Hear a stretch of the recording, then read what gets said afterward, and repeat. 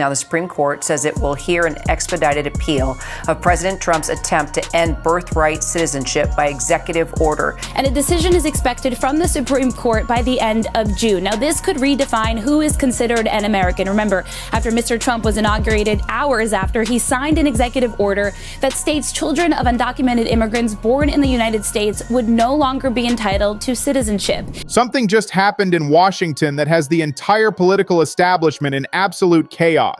Power grab attempt just collided with federal courts, and I mean devastating collision. Constitutional crisis erupting, separation of powers at stake, judges issuing rulings that lawyers are calling unprecedented, and this isn't one isolated court decision. This is pattern emerging across federal judiciary that threatens to dismantle Trump's entire election strategy for 2026 midterms. Make sure you're subscribed to John Brown Show, because what I'm about to walk you through explains why Washington insiders are privately saying Trump's power play just suffered catastrophic defeat that could reshape American democracy for generations. Here's what just happened. Federal Judge John Chun in Seattle just blocked core provisions of Trump's election executive order in 75-page ruling that legal experts are describing as constitutional earthquake. Not temporary injunction, permanent block. This is third federal judge in matter of weeks to strike down Trump's attempt to seize control over federal elections. Share this video because mainstream media isn't explaining magnitude of what these coordinated court rulings actually mean for balance of power. Think about what that means for a second. 3 separate federal judges across 3 different jurisdictions, all reaching same constitutional conclusion. Trump exceeded his authority, violated separation of powers, attempted to concentrate election power and presidency in way founding fathers explicitly designed constitution to prevent. Judge Chun didn't mince words in his opinion. Constitution assigns states all authority to regulate time, place, and manner of elections, subject only to limitations by Congress. President has no authority over federal election administration. Therefore, presidential authority to promulgate national ballot receipt deadline cannot stem from Constitution. Trump issued Executive Order 14,248 back in March 2025, called it, quote, preserving and protecting integrity of American elections, unquote. Sounded patriotic, sounded like common sense election security. But when you actually read what order demanded, constitutional lawyers immediately recognized it as power grab unprecedented in American history.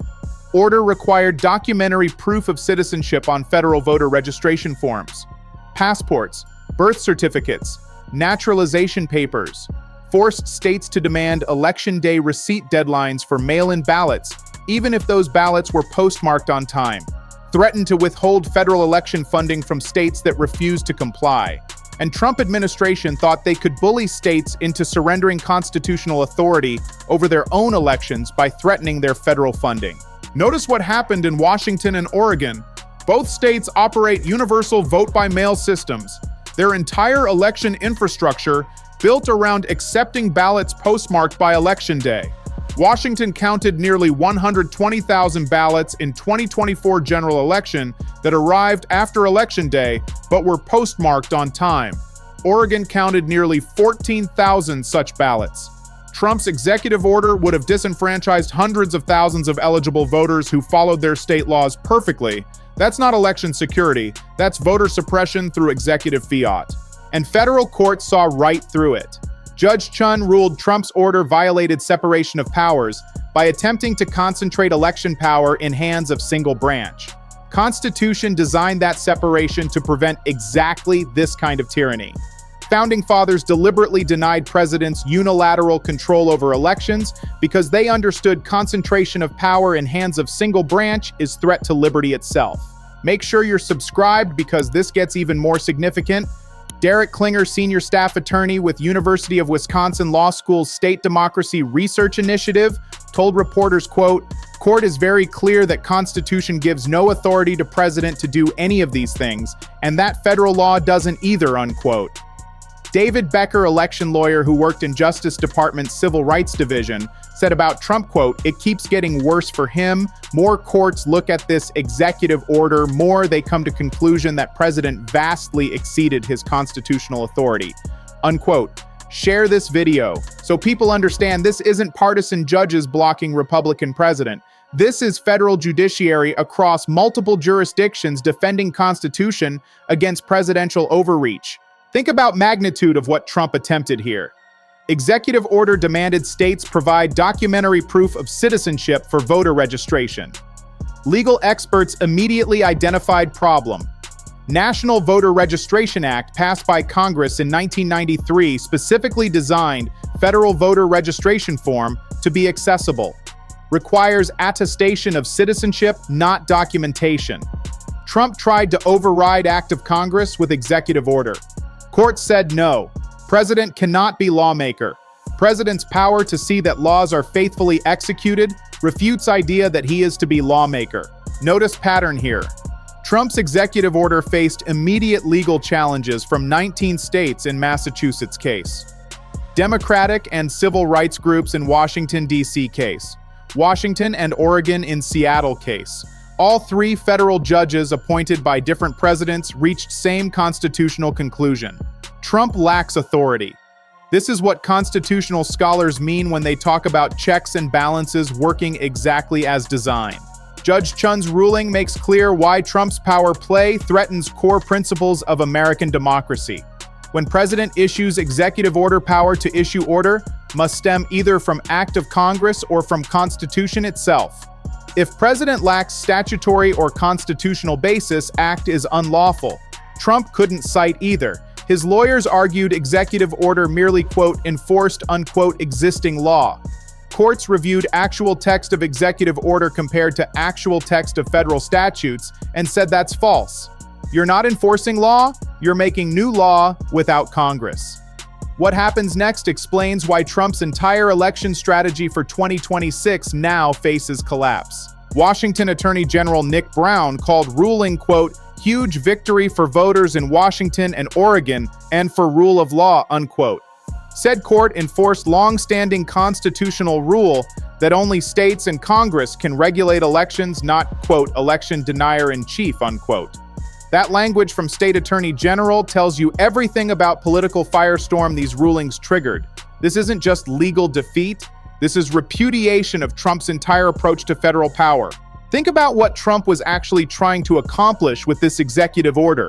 Control of Congress and future of Trump's second presidency are at stake in 2026 midterm elections. All 435 members of House of Representatives and 35 of 100 Senate seats contested. Loss of Republican majorities would hand power to Democrats, depriving President Trump of legislative support and exposing his administration to oversight. Trump needed to tilt electoral playing field. Executive order was mechanism. Courts just dismantled that mechanism. Make sure you're subscribed because this story gets even more devastating for Trump when you understand how Justice Department has been trying to weaponize this executive order despite court defeats. Even though federal judges struck down core provisions of executive order, Trump's Justice Department has been using order as marching orders to pursue related goals through other means. DOJ filed 23 lawsuits against states unwilling to provide unredacted voter data to federal government. Full names, residential addresses, dates of birth, driver license numbers, last 4 digits of social security numbers, historically closely guarded by state election officials to protect voter privacy. Trump's DOJ demanded it all, claimed they needed data to ensure federal election laws properly followed. States said this is fishing expedition designed to intimidate voters and suppress turnout. Share this video because what happened to judge who temporarily blocked one of these data requests shows how far Trump allies willing to go. South Carolina Judge Diane Goodstein received death threats after Trump official criticized her for temporarily blocking administration's data request. Then her house burned down. Causes being investigated. Let that sink in. Federal judge does her job defending state sovereignty and voter privacy. Gets criticized by Trump administration. Receives death threats. House burns down. This is climate Trump's executive power play created. Notice what legal experts are saying about broader pattern. Justin Levitt, election law professor at Loyola Marymount University, who advised President Biden's administration on democracy and voting rights, said Trump's election agenda boils down to, quote, project power that he doesn't have, unquote, in hopes that public will lose confidence in election results, even if rules don't change. That's the game plan. Even when courts block the power grab, use the attempt itself to undermine faith in electoral system. Samantha Tarazi, CEO of Voting Rights Lab nonpartisan organization, said, quote, "These efforts make it clear President Trump is preparing to use power of his office to interfere in 2026 election. What started as unconstitutional executive order as marching orders for state action regardless of its fate in court has now grown into full federal mobilization to seize power over our elections," unquote. So people understand constitutional crisis that's actually unfolding here. This isn't theoretical, this is happening right now. Think about what Judge Chun wrote in his ruling about why this matters. Separation of powers was designed to implement fundamental insight. Concentration of power in hands of single branch is threat to liberty. Founders deliberately denied presidents unilateral control over elections. They understood from studying history that when executive controls who can vote and how votes are counted, democracy dies. That's why Constitution splits election authority between Congress and states. That's why judges are blocking Trump's attempt to consolidate that power. Trump administration already signaled they plan to appeal these rulings. White House spokesperson said, quote, "This is not final say on matter and administration expects ultimate victory on issue," unquote. But election law experts told reporters president faces long odds. Multiple federal judges examining same constitutional text reaching same conclusion. Supreme Court precedent from founding era through present day support states and Congress over president on election administration. Trump's lawyers would have to convince appellate courts and potentially Supreme Court to overturn centuries of constitutional interpretation. And here's what makes that nearly impossible.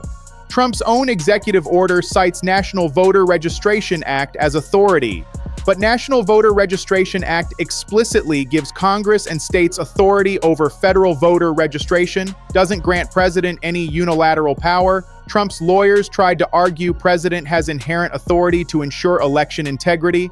Court said, show us where in Constitution, show us where in federal statute. They couldn't, because it doesn't exist. Judge Chun's ruling ends with statement that captures exactly what's at stake. Quote, "In granting this relief, court seeks to restore proper balance of power among executive branch states and Congress envisioned by framers," unquote. This is federal judiciary doing exactly what founders designed it to do. Checking executive overreach, defending constitutional structure, protecting separation of powers that makes American democracy possible. Washington has erupted because 3 federal judges just told Trump what no president wants to hear. You don't have this power. Constitution doesn't grant it. Congress didn't delegate it.